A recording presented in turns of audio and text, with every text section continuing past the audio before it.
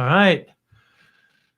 Hope you guys are there. Hope you can hear me. Hang on a sec.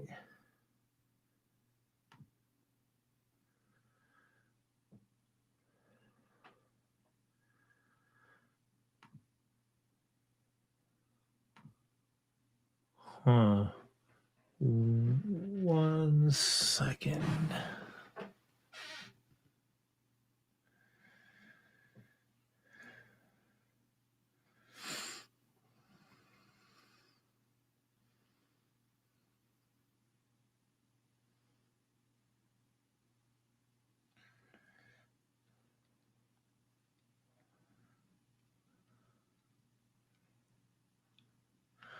All right. I'm not sure if we're going live on Facebook, but I guess we're just going to start, see what happens. All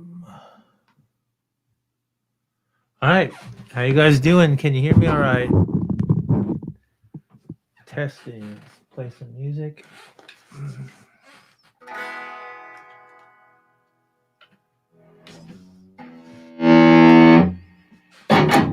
Get some levels.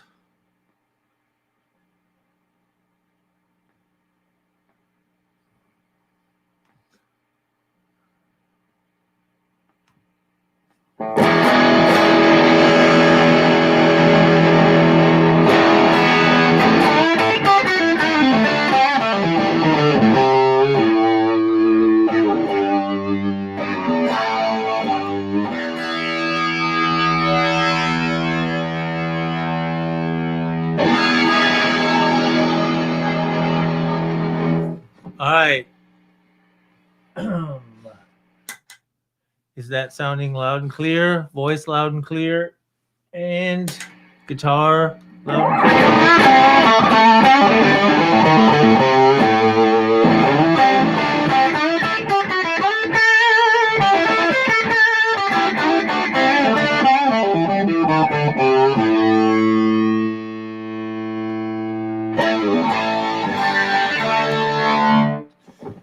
All right.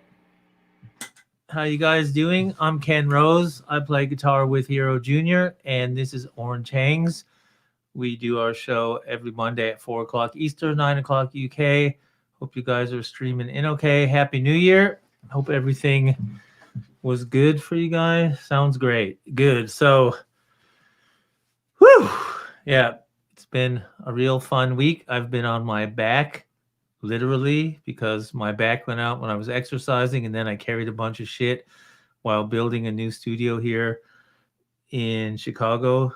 And yep, it's been real fun. Haven't picked up a guitar for 2 weeks, so this will be really fun. For those of you just joining us, I'm Ken Rose. I play guitar in a band called Hero Jr. You can check us out on herojrmusic.com. Talk about that throughout the show. Today I'm playing my custom shop Les Paul 1960s reissue standard, and I've got Pariah T-type humbucking pickups in it. Love this guitar, love the pickups, and I'm going to be playing today through the Terror stamp that's over here upside down. I'm on volume, I'm on like 2, and the gain's at about half. I'm playing through a PPC 112 cab. I've got a heating pad on my back, and yeah, I think we're ready to rock. So anyway, like I said, hope you guys had a great new year. Hope this year is really good and healthy and happy and prosperous for everybody.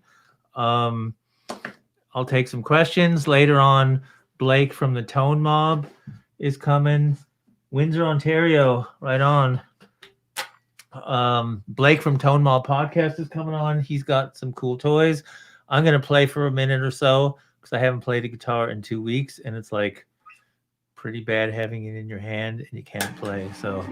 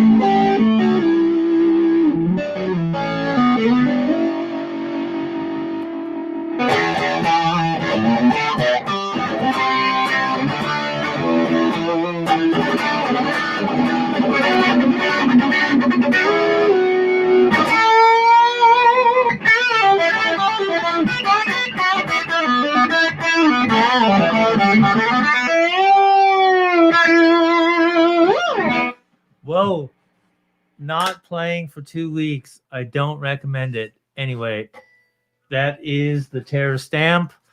Les Paul Custom Shop 1960s reissue with Pariah T-type pickups. Me and a heating pad on my back, and we are ready to start our show. For those of you guys just joining, I'm Ken Rose. I play guitar in a band called Hero Jr.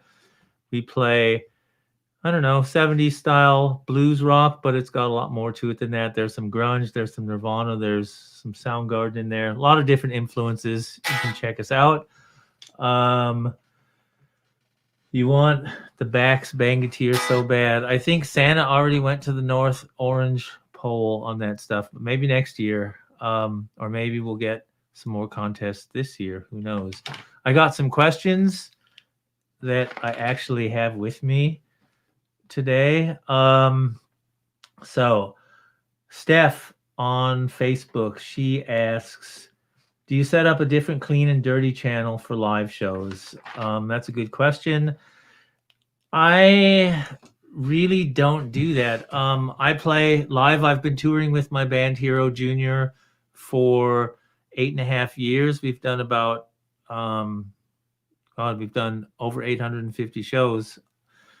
And I've been using an OR50 head and a PPC 212 cabinet. I use minimal effects, and I use my volume to go clean. We don't do, clean is also, I think everyone's got their own parameters for clean.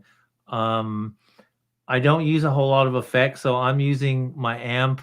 I've had that amp set on the same settings pretty much since it came out of the box, which is about 1 o'clock on the volume, about 12 o'clock on the gain, and the EQs are straight up, and that little, I don't even know what it is, but whatever the little extra harmonic gain structure that it's got, I've got that at about 9 o'clock. It's not on very loud at all. And I've kept those settings, and I just back off. It's a little bit different on this setup here, but I'm usually, my full stage gain is just straight up,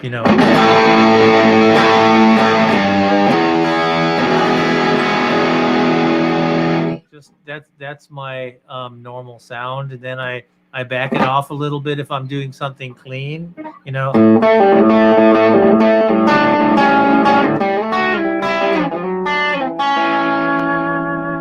So I do use my volume a lot of time to clean up, and I still like to have a little bit of grunge in my clean sound. So it's not pristine clean, if that is your definition of clean. I'm just really, really into 70s music, 70s blues stuff. I like all kinds of music, but I really do like that there wasn't a whole lot of trickery going on. It was kind of, it is what it is vibe, where a lot of great guitar players, a lot of people playing in so many different styles and so expressively. And yeah, people just, they used their volume in there. I'm also really, really in, the dynamics of attack, playing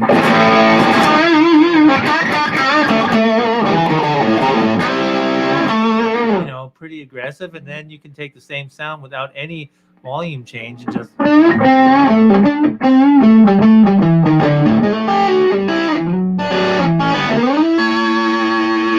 a lot you can do with your hands when you're playing with your pick. Sometimes I play really holding onto my pick really tight. Sometimes I have it really loose, and these pickups are really dynamic too, which is great. So I've been super happy with them. I haven't even had them a year, but I'm really liking them a lot. So, answer to that question, I have my amp set up one way, and I have that with all my orange amps. It doesn't matter if it's a small one. It doesn't matter if it's the mini or I use a rock reverb in the studio when I'm playing sessions for other musicians, for other singers or songwriters.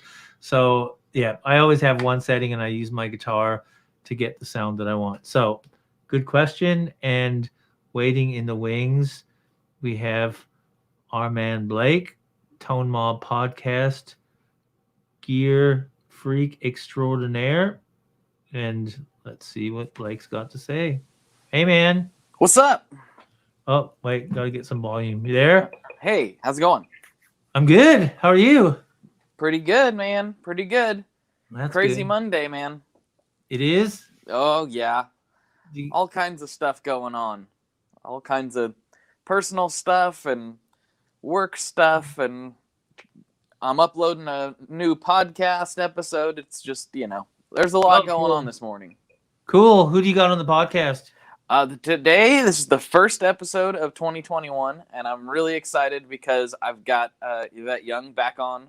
She's one of my favorite guitar players, period. Oh, cool. And she's one of my favorite people to talk to. She's been on the podcast before, but this time we just kind of, since I got her story the first time she came on in 2019, I believe. If people are curious about her backstory and her approach to gear and stuff, you can go listen to that. But on this one, we just go off into we talk about horror movies. We're talking about how she stays positive and all kinds of stuff. And then we recorded the normal episode, and then for the patrons, we recorded another 2 hours.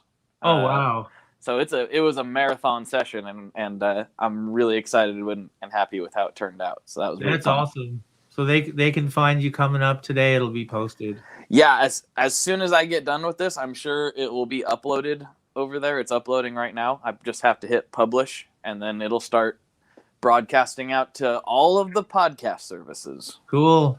You have a good New Year? I did. How about you? Yeah, it was all right. I was flat on my back most of it. Yeah, man. Yeah, we were getting ready to go, and it was like, oh, we canceled today. You're like, my back. It was just like, it was impossible last week. It was really, I'm totally not a pussy, and I hate being incapacitated, but it was like, if I had done that, I couldn't sit up. You just had to lay down. Oh, man, it sucked. Here in Chicago, we're putting up I'm making a mix room here. So when I'm up here, I could continue the work that I do down, when I'm home. And I got everything set up and it sounds great. And boom, I sat down just to fool around for an hour. And the next day I woke up and I couldn't even move. And that's the way it happens too. Like, it's not when you're, lifting something. Well, sometimes it is. But for me, whenever my backs went out, it's like, let me tie my shoe real fast. Oh yeah, I've never had one like this before, and yeah, forget it. I don't wish it on anybody. It sucks, and I'm glad that your back. You forget how valuable it is. You literally can't do. It's all attached. Everything. Yeah. You can't do anything without it. Yeah, and there's no real cure. It's like you got to do some stretching, but you got to do it carefully. Mm-hmm. And good thing that Illinois has legal edibles, so that was really good for the relaxing a little bit. But right. So 10 days, and it's like we're back. All right. Well, don't go too hard. No. Take it easy. So what do you got for us today? Hey, what was that thing you had? Sorry to interrupt. What was that cool little colored liquid box you had on That's it? what I'm going to show you guys. Oh, man, I was hoping you were going to bring that. So this is a funny pedal. It's a bit of a novelty. This is the Ranger Effects Minibar. They call it the Liquid Analyzer. What it is it's a dirt pedal. And you can see, let me see if I can see those two little contact points in there? Yep. So those are electrical contact points. And depending on what kind of liquid you pour in here, it changes how it sounds. So you can pour whatever you want in here. And I talked to David Ranger about this at NAMM when he first released it. Awesome. And he had a whole sampler of different Coca-Cola and whiskey and different things you pour, and it really does change it. And it's based upon how much sediment is in there, how much carbonation is in there, because it's literally making the connection point. So it's like putting a variable resistance in there. So it really does change how it sounds. Right now, we've just got water in it. But yeah, you open it up. I'm not going to show you exactly, but yeah, you just take the lid off and pour liquid in there. Oh, that's rad. So it's fun. It's really a novelty, but it's just kind of fun to mess with. I put this on Instagram, and then I put it on TikTok. I don't do a lot on TikTok, but this went ballistic on TikTok. I did not expect. I've never done TikTok ever. It was so funny. I posted it like at night, about the same time I posted the Instagram story on. I just made a little video of me like with a spoonful of water, pouring it in there, and I was like, I'll play with this tomorrow and see what it sounds like.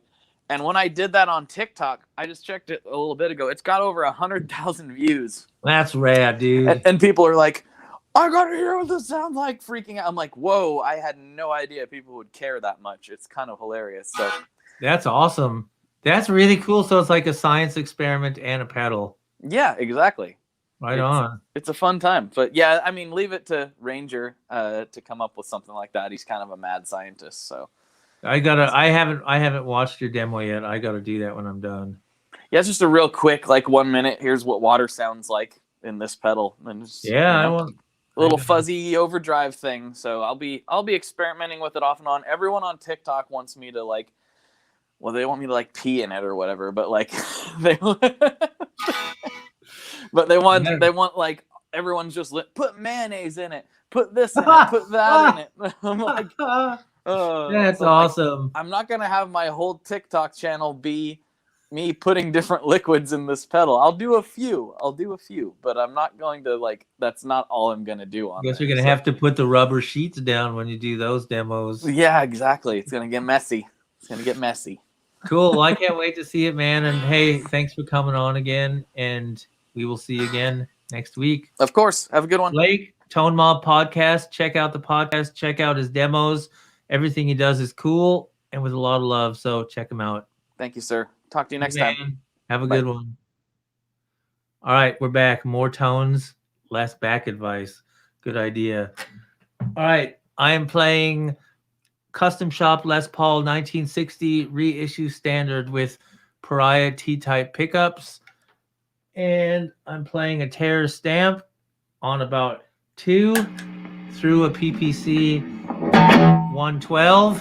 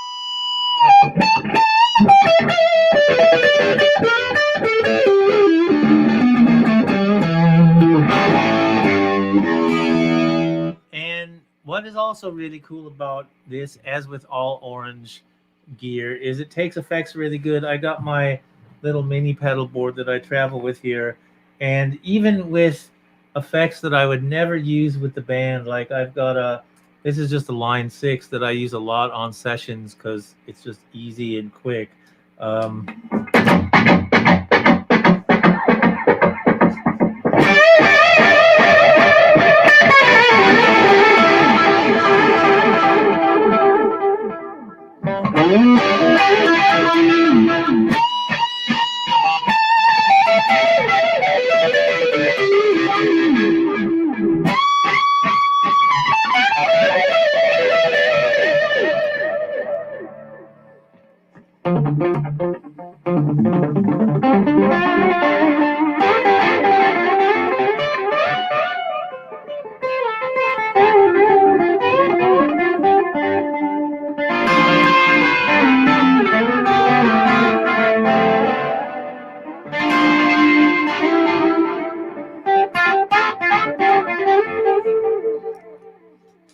And another good thing that I find really cool about orange amps, and it's no exception for this, is how good when I'm playing dirty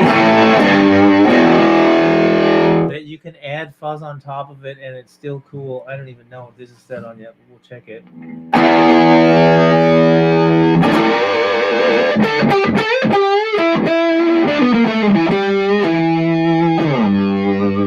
So I'm playing, that's a Russian pickle from Way Huge.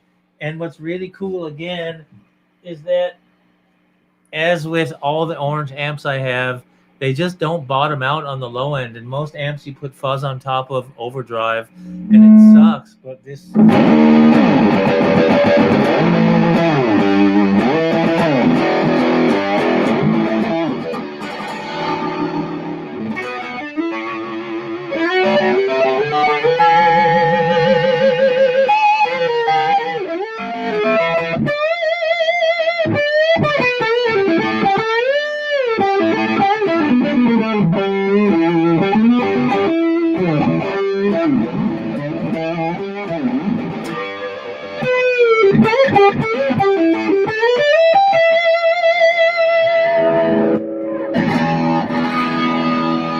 And then with it off, really cool. And the more that I play with the Terra stamp, I'm really impressed by all that comes in this tiny little box that pretty much can fit in your pocket.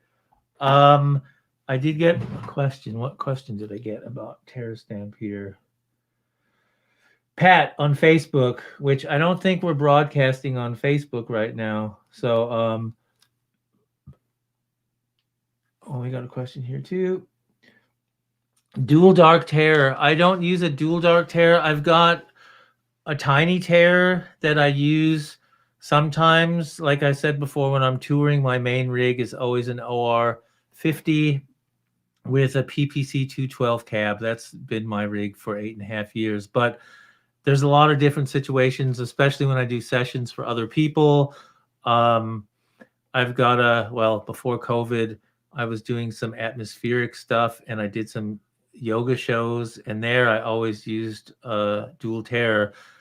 This is voiced so well. I mean, right now, outside of the OR50, I love the way this is voiced. I mean, this Terror stamp, it really sounds great through speakers. It sounds great direct. I used it the other day when I was setting up my studio, just checking it out direct through the desk. It sounded great. And the other thing that's really cool about it, which I will do next week because I'll be at home in my bigger studio, is when you go out of the preamp, coming out of the Terror stamp, and you're going into, I used my Rocker Verb effects return, sounded really, really good, really loud, really present. But I mean, come on, I'm playing on 2 right now.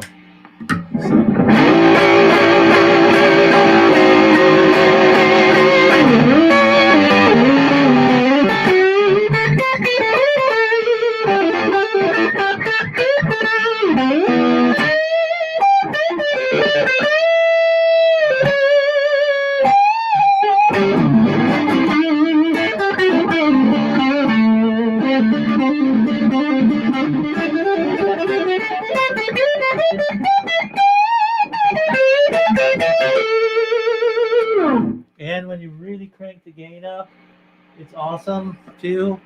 I've got the gain on about 70% now.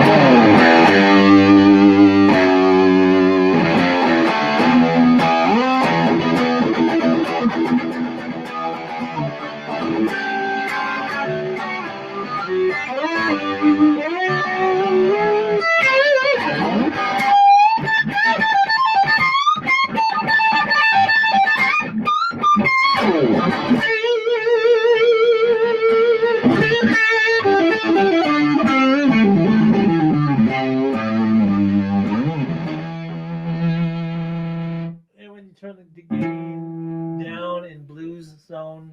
It's also really good.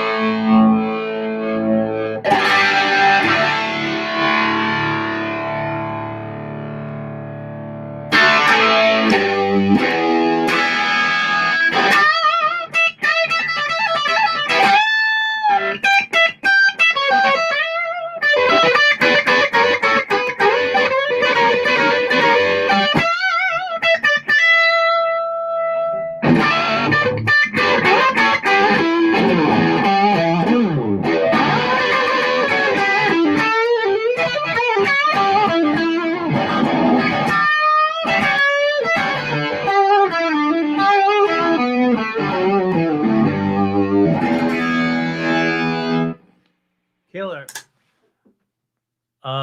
Yeah, for you guys joining in, I'm Ken Rose. I play guitar with Hero Jr. If you want to check out some of our music, you can do that on www.herojrmusic.com, at Hero Jr. HEROJR on Instagram. You can send questions or anything, get a hold of me on my direct message on Instagram at mywarpedhalo, MYWARPEDHALO. I got some more questions here. Go through some. How do you. What did I write down there? How do your Pariah pickups compare to your vintage T-tops? Also a good question. Most of the videos, well, all the videos that Hero Jr. puts out, it's either going to be this guitar, or I've got a 1972 Les Paul Deluxe that was converted to a standard in the factory back in 1972, and I bought that. God, I bought that in Germany a little while ago, and that's been my number one guitar pretty much for the last 15 years, I would say. I really love that guitar, and it's got original T-top pickups in it. And when I was talking to Sean at Pariah, he asked me, what I was really looking for in a pickup. And at first I thought I just wanted a duplicate of what I had. And then I thought, well, it'd be cool if there was a little bit of that Peter Green 59 Les Paul vibe mixed in with the T-tops. The T-tops are really, for me, on my guitar and through the orange, they've got a really pretty cool nasally Jimmy Page-ish sound, which is one of my favorite sounds. And that's why I actually got into orange amps, because the first time that I played one, it was like, whoa, this is the sound I've always been looking for, and I haven't stopped since then. So my T-tops and my other Les Paul are a little bit honky. They've got some bite, but they also are really warm. And these are, I think these sound really vintage, but they do have a touch modern on them. The sustain on these is super, super cool. I really, again, I'm playing on 2 right now.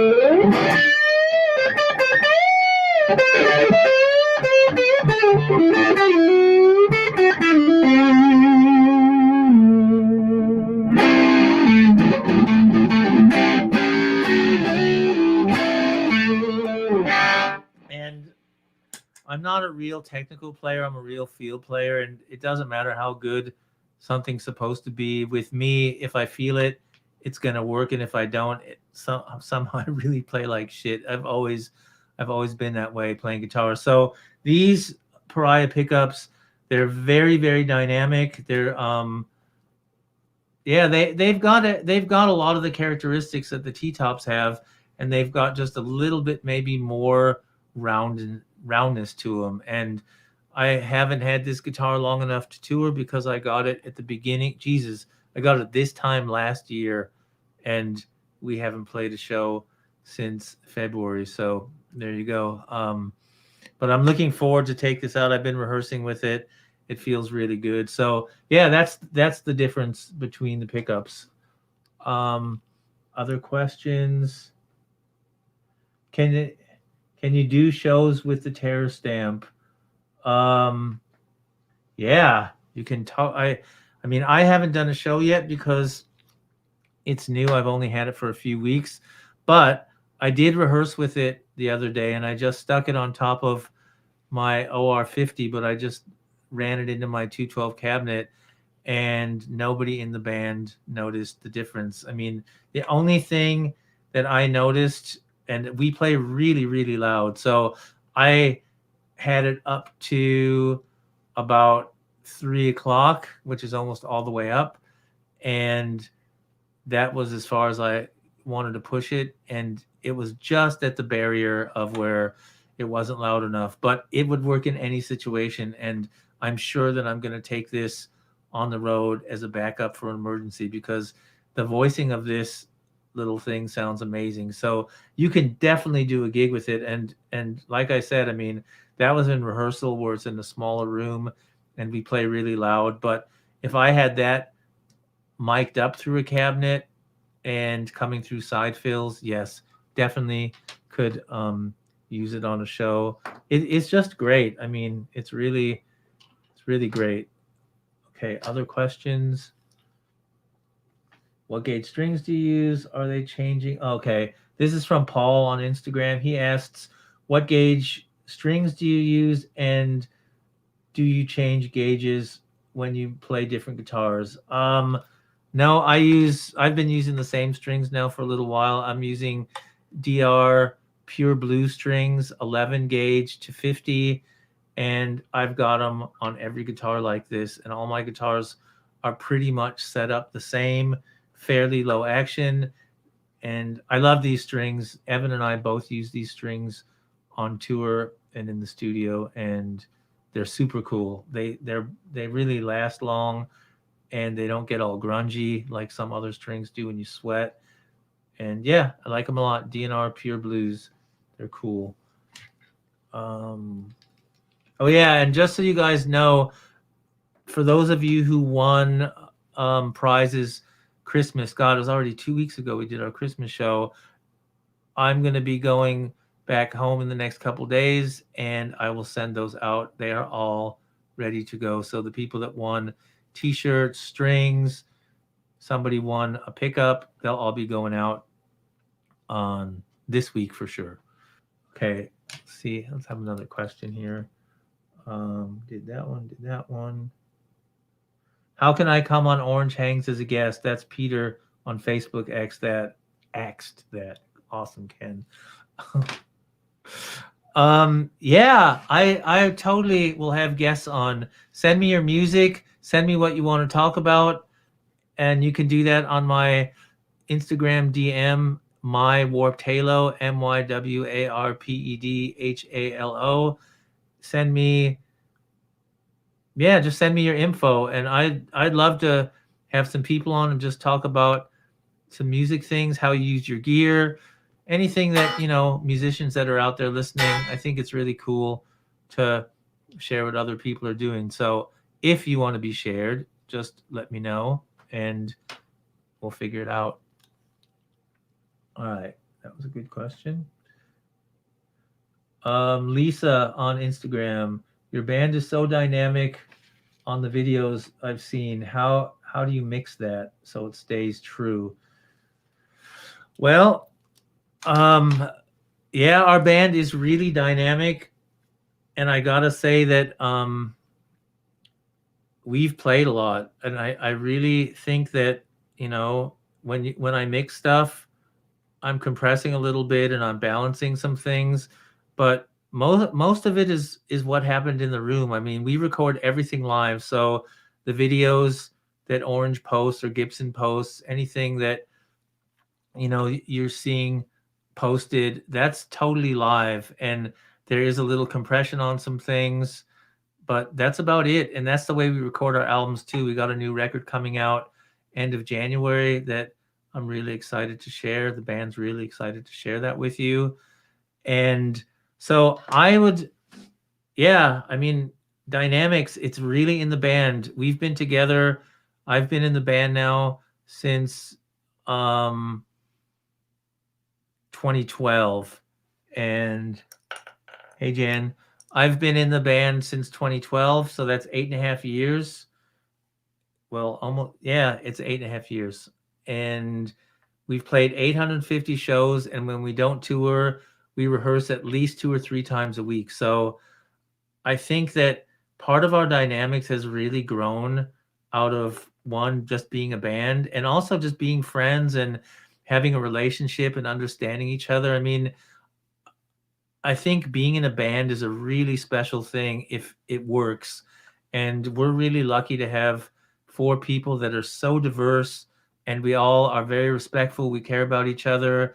There's not a whole lot of ego problems, and we are really passionate. It doesn't mean we don't argue for what, we believe in, but we really do love each other and respect each other. And I really do believe that that is what you hear in the playing. I mean, of course, we can write songs and we can play live and perform, but I would say that the most important thing about our band, and probably most of the bands that I've grown up liking anyway, is that there's just a camaraderie. It's like we're doing it because we love it, and it's great to have this as a job, but we love making music together. And I think we do what feels great in our wheelhouse. We don't try to be anything that we're not. And you talk to any of us off stage, we're all really different people, and we bring that difference to the music. And yeah, we're just, being ourselves. And I think that's a real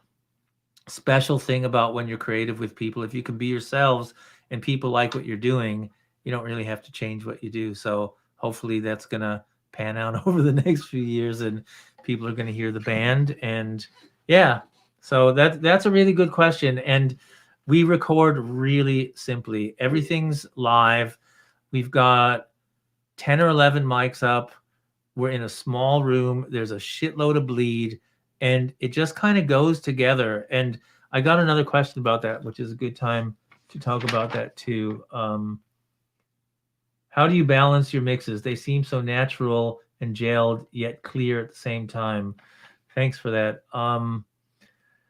Yeah, I guess clear is just, it's really how we are. Like I said, when I'm mixing, I'm definitely not fixing anything. I mean, we keep the takes that we like, and that's what you're hearing on a Hero Junior record, especially the next record. I mean, we've always recorded live, but this is the first time we've really done it in our own studio on our own clock, and it's been a huge difference. It's been so cool. And I mean, the pandemic sucks for sure, and it sucks that people are suffering, but I'm always trying to look at a positive side to anything. And the positive side for me during that time is that, the whole last year, the music's kind of grown, and the songs have been arranged in a way that feels really natural, really dynamic. And it's the longest we've ever spent not recording, but I would say just arranging the songs. The writing part, Evan and I wrote it really, really quick, and then we bring it into the band, and then we start fooling around and seeing what's going to work and how we want to arrange the songs. And we really did spend a lot of time on that, which is usually spent touring and breaking in the new songs in front of an audience. But we really haven't done that on this record. And although it's fun doing that, I think it's been a really good experience. So, like I said before, we are responsible for our own dynamics pretty much. We boost our solos when there's a solo. We turn down with our volume when we get softer. Evan and I don't switch channels. We've got a couple effects that we use, and I use an Echo Park clean boost when I'm doing solos. It's the harmonic boost. It's a great pedal, and a couple of effects, but everything else is the way it is. So yes, sometimes I ride the faders when I'm balancing, but the main thing with balancing a mix for me is pushing up all the faders and seeing what we've got. And usually it's really close. I'm usually not going back and changing a whole lot. And then um, I get a little more out of the drums by parallel compression on the drum bus, normal compression things that people do.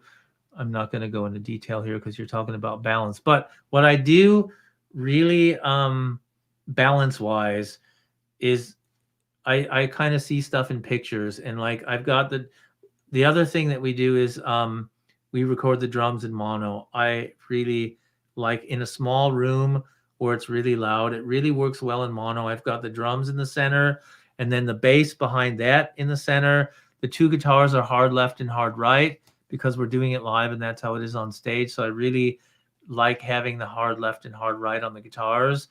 And then I like putting the vocal. I usually bring it up a little bit louder than the snare drum and then fiddle with it a bit so it kind of fits into the band because we like having the vocals legible and audible, obviously. But at the same time, we don't want it to sound like a pop record where it's just like all vocal and no band. So it's just, fooling around. And once I've got a straight balance that feels good for most of it, then obviously some of the choruses are louder than others. And so I've got to, mix things to keep the flow going. If I switch my guitar to a fuzz, sometimes that affects the volume and how it cuts through. I don't really EQ the guitars too much. Part of what I think makes our band special is that, Evan's playing a hollow body Epiphone through a PV Classic 50, and I'm playing a Les Paul through an OR 50. And there's just something about that combination that really sounds like it's one guitar sometimes. And I don't want to change that. And what I've noticed is I haven't really had to EQ anything. Maybe I roll off a little bit of the ultra low end that is there because the room is moving so much through the overhead mics that I don't need to have any low frequencies in the guitars. So that's that, and that's about it. And it's it's fooling around and seeing what you need. Sometimes the vocal gets really loud, so I got to ride it down. Sometimes I don't really use a lot of effects, but if I'm using a fuzz, it might take some of the highs out for the moment, and then I'll program an EQ to just come in at that time and bring some of the highs back. But it's really not a fancy deal, Hero Jr. and mixing this band. It's really, this is who we are, and we're really trying to preserve what happened in the room when we played. So hope that helps. But yeah, basic. I create a picture, and I like drums and bass really loud. The guitars panned hard left and hard right. They've got a lot of room to be loud because they're not in the center taking up space, and then putting the vocal right up there with the snare drum and seeing what happens. So that's the, without doing a master class on mixing, that's the basic picture that I'm trying to paint. And you can do that, I do get a lot of questions about home recording, and people, like our recordings, and I'm really appreciative. Thanks for that. All of you guys can do that. I still think that 90% of our band is the time we've put in for 8.5 years playing, touring, rehearsing, being together as a band, enjoying traveling together, going through a lot of shit together, making the experiences of the quote, the good things, the bad things. And we really do that as a band. And I think that's something that you can't buy, you can't manufacture. It's like if you got 4 people that really dig what they're doing, I mean, that's half the battle, I think. And I'm really glad that Evan and I have a really special songwriting relationship, and we all listen to each other. We've really learned to just accept each other how we are, and that's not really easy. And especially when you're in a band and everyone's got ideas and everyone wants to do things, I think we've got a really nice balance of how things work. So yeah, and that comes out in the music. And is that all the questions that I found? I have pages of questions and I never know where I put them. Yeah, that's it for now. So I'll play a little. Like I said, I'm Ken Rose. I play guitar in Hero Jr. You are here with us on Orange Hangs. We do this every Monday on Facebook and YouTube at 4 o'clock Eastern time and 9 o'clock UK time. Today, I am playing my Les Paul. It's a custom shop 1960 reissue from, from 2019. I've got Pariah T-type pickups. I'm playing through a tear stamp. Gain is, it's about, 9 o'clock now. And the overdrive gain is at 12 o'clock. And the tone is about half.